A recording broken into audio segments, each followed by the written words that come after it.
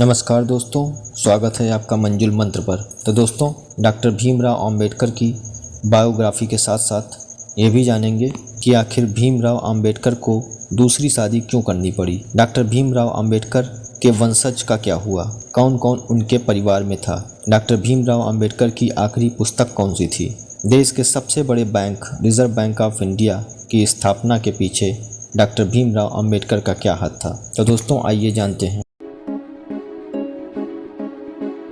क्रांती सूर्य तू, शिल्पकार तू, भारताचा बोधिसत्वमुख नायक। प्रत्येक वर्ष 14 अप्रैल को डॉक्टर भीमराव अंबेडकर की जयंती मनाई जाती है। डॉक्टर भीमराव रामजी अंबेडकर का जन्म 14 अप्रैल 1891 को मध्य प्रदेश के महू में हुआ था। उनका मूल नाम भीमराव था। डॉक्टर भीमराव अंबेडकर के पिता का नाम रामजी वल्द मालोजी सकपाल था, जो महू में ही मेजर सूबेदार के पद पर तैनात थे, और उनकी माता का नाम भीमाबाई सकपाल था। अंबेडकर के पिता कबीरपंथी थे। अंबेडकर का परिवार मराठी था और वो मूल रूप से महाराष्ट्र के रत्नागिरी जिले के आंबडवेकर गांव के रहने वाले थे। उन दिनों महार जाति के होने के कारण डॉक्टर भीमराव अंबेडकर को बहुत से भेदभाव झेलने पड़े, और ऐसा माना जाता था कि महार जाति के लोग की आवाज़ सुन लेने से, उनके छू लेने से, उनकी परछाई पर जाने मात्र से इंसान अपवित्र हो जाता है, जो कि बहुत ही अमानवीय था। ऐसा सोचकर भी रोंगटे खड़े हो जाते हैं। राष्ट्रपति महोदय, सर, मैं ड्राफ्टिंग कमेटी द्वारा निश्चित की हुई संविधान की रूपरेखा को प्रस्तुत करता हूं और निवेदन करता हूं कि इस पर विचार किया जाए। डॉक्टर भीमराव अंबेडकर बचपन से ही कुशाग्र बुद्धि के थे। डॉक्टर भीमराव अंबेडकर ने बम्बई के एल्फिंस्टोन स्कूल से 1907 ईस्वी में मैट्रिक पास की। 1912 में अंबेडकर ने बड़ौदा नरेश सयाजीराव गायकवाड़ की फेलोशिप पाकर मुंबई विश्वविद्यालय से स्नातक परीक्षा पास की। संस्कृत पढ़ने पर मनाही की वजह से डॉक्टर भीमराव अंबेडकर फारसी लेकर पास हुए। डॉक्टर भीमराव अंबेडकर के पास कुल 32 डिग्रियां थीं, और उनमें से 16 डिग्रियां ऐसी थीं जो विश्व में किसी के पास नहीं हैं। डॉक्टर भीमराव अंबेडकर ने अमेरिका के कोलंबिया विश्वविद्यालय से बीए पास किया और बड़ौदा नरेश सयाजी गायकवाड़ की पुनः फेलोशिप पाकर एमए में दाखिला लिया। सन 1915 में डॉक्टर भीमराव अंबेडकर ने स्नातकोत्तर की परीक्षा पास की। उन्होंने अपना शोध प्राचीन भारत का वाणिज्य पर लिखा। 1916 में कोलंबिया विश्वविद्यालय अमेरिका से ही उन्होंने पीएचडी की उपाधि प्राप्त की।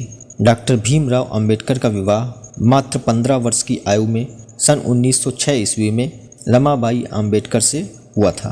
डॉक्टर भीमराव अंबेडकर के एक एक करके 4 पुत्रों की मृत्यु हो गई, वो भी ठीक तरह से इलाज न मिल पाने के कारण। केवल एक ही पुत्र यशवंतराव अंबेडकर बच सके।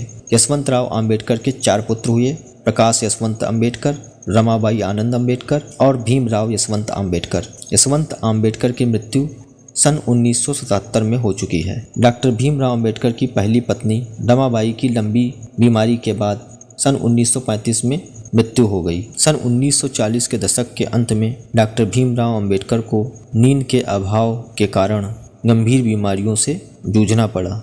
तभी वो उपचार के लिए बॉम्बे गए, और बॉम्बे के डॉक्टरों ने उन्हें सलाह दी कि वो एक ऐसी लड़की से शादी करें जो चिकित्सा का ज्ञान रखती हो और अच्छा भोजन पकाने वाली हो। तभी डॉक्टर भीमराव अंबेडकर की मुलाकात डॉक्टर शारदा कबीर से हुई और उनसे प्रेम हो गया, और उन्होंने 15 अप्रैल 1948 को नई दिल्ली में अपने घर पर विवाह किया। डॉक्टर शारदा कबीर ने विवाह के बाद अपना नाम सविता अंबेडकर रख लिया और बाकी जीवन तक डॉक्टर भीमराव अंबेडकर की देखभाल करती रहीं। सविता अंबेडकर, जिन्हें माई या माई साहब कहा जाता था, उनका निधन 29 मई 2003 को दिल्ली में 93 वर्ष की अवस्था में हो गया। डॉक्टर भीमराव अंबेडकर ने अपनी आखिरी पुस्तक द बुद्ध एंड हिज धम्म लिखी, और इस किताब को पूरा करने के 3 दिन बाद 6 दिसंबर 1956 को दिल्ली में उनका निधन हो गया। उनका अंतिम संस्कार मुंबई में बौद्ध रीति रिवाज के साथ हुआ। द बुद्ध एंड हिज धम्म पुस्तक अंबेडकर की मृत्यु के बाद सन 1957 में प्रकाशित हुई। तो दोस्तों, अगर ये वीडियो पसंद आई हो